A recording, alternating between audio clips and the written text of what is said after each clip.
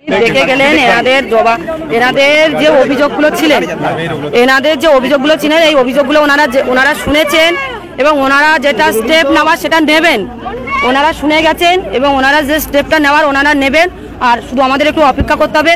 আজকে মুখ্যমন্ত্রী যে চালটা খেলেছেন, যে কারসাজি করে, যে চুগলিবাজি করে উনি যে জিতিয়েছেন, তার কিন্তু প্রমাণ কিন্তু মানুষ পেয়ে গেছেন যে উনি কি করেছেন কি না করেছেন। আর তার জবাব সাধারণ মানুষ দিচ্ছেন যে ওনারা কি করেছেন। তাই এইটা আমি দ্বিতীয়বার করে আমি নিজে মুখে বলতে চাই না, সাধারণ মানুষ যেখানে বলছে সেখানে আমার কোনো বলার জায়গাই নেই। সাধারণ মানুষই প্রমাণ করে দিচ্ছেন যে মুখ্যমন্ত্রী মমতা বন্দ্যোপাধ্যায় কি করেছে। আমি চুপচাপ বসে যে এদের উপর অত্যাচারগুলো করাচ্ছি সেটা উনি ভেবে থাকলে ভুল। উনি আজকের যে সাধারণ মানুষের যে রাস্তায় ওটা বন্ধ করে দিচ্ছেন, টিউবকলে যাওয়া বন্ধ করে, টিউবকলটা মুখ্যমন্ত্রীর বাড়ির থেকে এনে দিয়ে যাননি, রাস্তাটা ওনার বাড়ির ওনার ঘাটের টাকায় রাস্তাটা করে দেবে না। এটা প্রধানমন্ত্রীর দেওয়া রাস্তা, প্রধানমন্ত্রীর থেকে দেওয়া টিউবকল, তাই এটার উপরে মুখ্যমন্ত্রী এইভাবে জোর জুলুম করতে পারে না। সাধারণ মানুষ যাবেন, সাধারণ মানুষ টিউবকলে যাবে, বাজারে যাবে, রাস্তায় হাঁটবে, তারপরে দেখবে প্রধানমন্ত্রী নিজেই কথা দিয়েছে যে বসিরহাটের মা বোনেদের, বসিরহাটের লোকেদের উপর, মানুষের উপর ওনার নজর আছে। তো অবশ্যই নজর রাখবেন। আর আশা করি কখনো আসবে না, কেন উনি যেভাবে ষড়যন্ত্র করছেন, তো ওনার ষড়যন্ত্রটা আর বেশি দিন চলবে না, ওনার ষড়যন্ত্র চলবে না। কি করে আসবেন? উনিও রোহিঙ্গা ভাড়া করে আজকে সাধারণ মানুষকে, এই হিন্দু জাতিকে তাড়িয়ে দিয়ে উনি রোহিঙ্গাকে এখানে বসবাস করানোর প্ল্যান করছেন। তাই এটা কখনো সাধারণ মানুষ হতে দেবেন না। এখানকার হিন্দু মা বোনেরা জানেন যে নিজেদের জায়গা কি করে নিজেরা উদ্ধার করতে হয়। তাই সেই প্রশ্নের উত্তর দেওয়ার জন্য আমার মা বোনেরা, সন্দেশখালী বিধানসভার মা বোনেরা তার জবাব দেওয়ার জন্য প্রস্তুত আছে। তাই মুখ্যমন্ত্রী আসুক, ওনার জবাব ওনাকে দিয়ে দেবেন।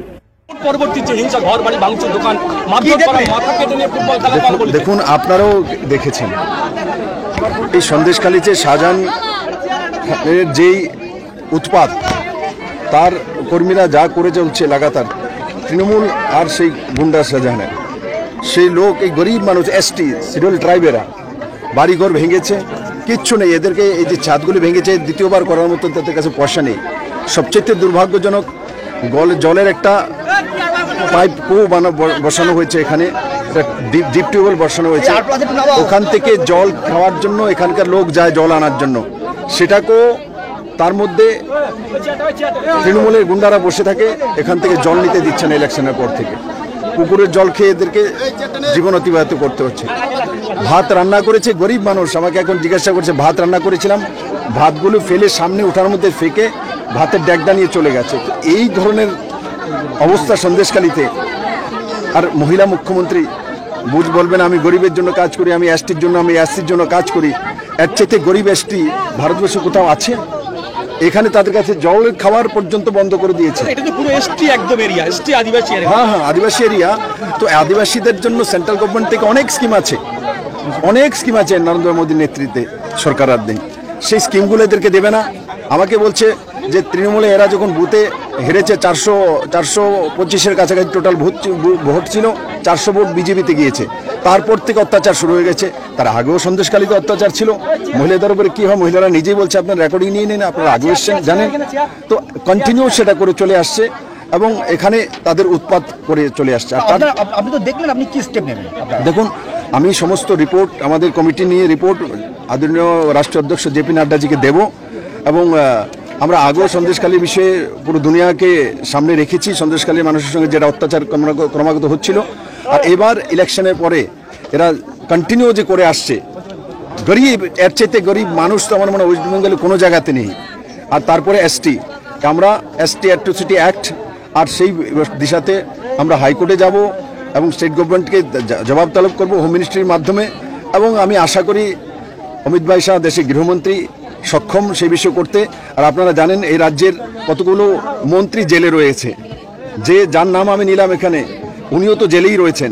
তো এইসব শাহজাহানদের মতো গুন্ডা, তাদেরকে প্রোটেকশন মমতা ব্যানার্জি দেয়। কতদিন পরে সেই বিষয়ে উনি কত মুখ খুলেছেন, আপনারা দেখেছেন। তো এতে ওনার দ্বারাই প্রায়োজিত গভর্নমেন্ট স্পন্সার্ড গুন্ডামি এখানে হয়। দাদা, স্থানীয় বাসিন্দারা বলছে, হ্যাঁ, তো ঠিকই তো বলছে, আপনার পেছনে ভদ্রলোক বলছে যে আমরা চলে গেলে আবার করবে। আমি মিডিয়ার সামনে বলছি, সাবধান হয়ে যা ভাই, এবার যদি তাদের উপর কোনো কিছু হয় তাহলে তাদেরও রক্ষা নেই, তাদেরকেও ছাড়া হবে না। এরা যদি ভারতবর্ষে থাকতে হয়, ভারতবর্ষের সংবিধানকে মেনে থাকতে হবে, SC ST অ্যাট্রোসিটি অ্যাক্ট মেনে চলতে হবে, তাদের অধিকার রিজার্ভেশন মেনে চলতে হবে, আর যারা এগুলি মানবে না তাদের ভারতে থাকার দরকার নেই। শাসক দল দাবি করছে তো উনি গিয়ে দেখছেন ওখানে 3 দিন যাবৎ গৃহমন্ত্রী গিয়ে রয়েছে, দেশের গৃহমন্ত্রী অমিত ভাই শাহ 3 দিন ক্যাম্প করে রয়েছে, মিডিয়ার বন্ধুরা জানে না?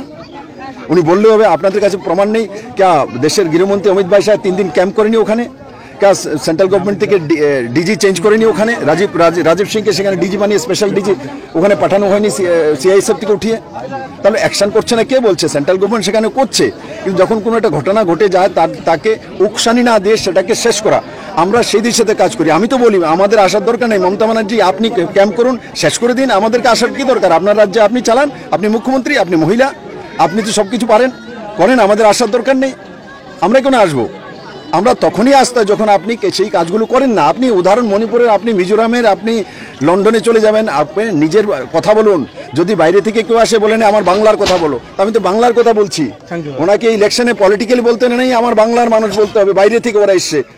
তো ওটার সময় উনি বাইরে থেকে এসছে, এখন উনি বাইরে ঘরের লোকেদেরকে কি করছেন সেটা মানুষ দেখতে চায়, জানতে চায় ওনার কাছ থেকে। আর আমি আপনাকে বলছি এখানে মহিলাদের উপরে কেমন ধরনের শারীরিক অত্যাচার হয়েছে তার সাক্ষী আপনারা রয়েছেন, আপনারা জানেন, আপনাদের মাধ্যমে আমাদের কাছে জানকারি গিয়েছে।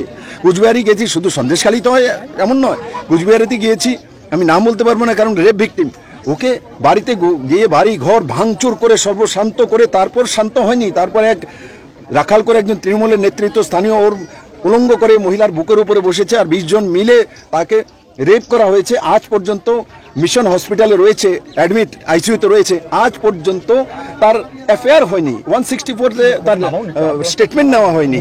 তার জন্য আরে ভাই, রেপ যদি কেউ হয় তাকে তো আননোন পার্সন করে টমেটো কেস নিতে হয়। থানাতে আসলে যখন যেই হসপিটাল এসে হসপিটাল যখন রিপোর্ট করে তখন সঙ্গে সঙ্গে এমএলসি করতে হয়। এমএলসি করার নিয়ম আছে ভাই, হসপিটালে কোনো অ্যাক্সিডেন্টাল কেস আর যদি মারামারিতে কোনো কিছু আহত হয়, ডাক্তার নিয়ম প্রথম পুলিশকে ফোন করতে হয়, পুলিশকে আসতে হয়, তার এমএলসি রিপোর্ট দিতে হয় এবং কোর্টে ডাক্তাররা যায়। আরে কানুন আমরা জানতে, মমতা ব্যানার্জি একলাই মুখ্যমন্ত্রী হয়েছে, আমিও তো হয়েছি, আমি তো কানুনটা জানি। মূর্খের বাস নাকি ভারতবর্ষের মধ্যে? এভাবে কিভাবে মমতা ব্যানার্জিকে ছাড়া হবে না, ওনার নাটক হিসাবে এবার বন্ধ করে দেওয়া হবে। উনি অনেক করে নিয়েছেন, অন্ত হয়ে গেছে ওনার। আশ্বাস বলতে আমরা তো সবই কিছু জানালাম, তবুও দাদারা দিদিরা এসছে, রেখা দিয়ে এসছে, তো বললো ঠিক আছে এটা কোনো সমস্যা, এই ঝামেলা হবে না। তবু আমরা সেই আশায় তবুও বেঁধেছি। আমরা ভোটের পরে আমরা যে ভোট আমরা যেই পার্টি দিই না কেন, ওরা ভাবছে যে আমরা বিজেপি করেছি। কেউ কোনোদিন বলে যে আমি এই পার্টি করবো সেই পার্টি করবো, ভোটের মাধ্যমে আমরা যে পার্টি করবো কেন, ওরা না ভেবে নিয়েছে যে আমরা বিজেপি করেছি, তা মারধর করছে, ঘর দোর সব ভেঙে দিচ্ছে।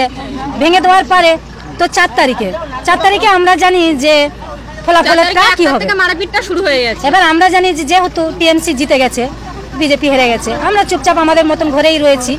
আমরা জানি যে ওরা জিতে গেছে, ওদের আনন্দ ওরা করতে বেরিয়েছে, কিন্তু আমরা সব ওরা সব মেখেছে, আমরা ঘরে রয়েছি। আমাদের ছেলে পুলে যখন রাস্তায় বেরিয়েছে তখন একটা ছেলেকে তাড়া করে গেল অনেক দূরটাই, তখন আমাদের বাড়ির ছেলে তখন ভয়ে অনেক দূরে মানে পেরিয়ে চলে গেছে।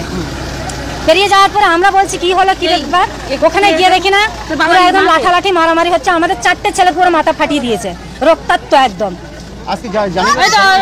হ্যাঁ, সবকিছু জানানো হয়েছে।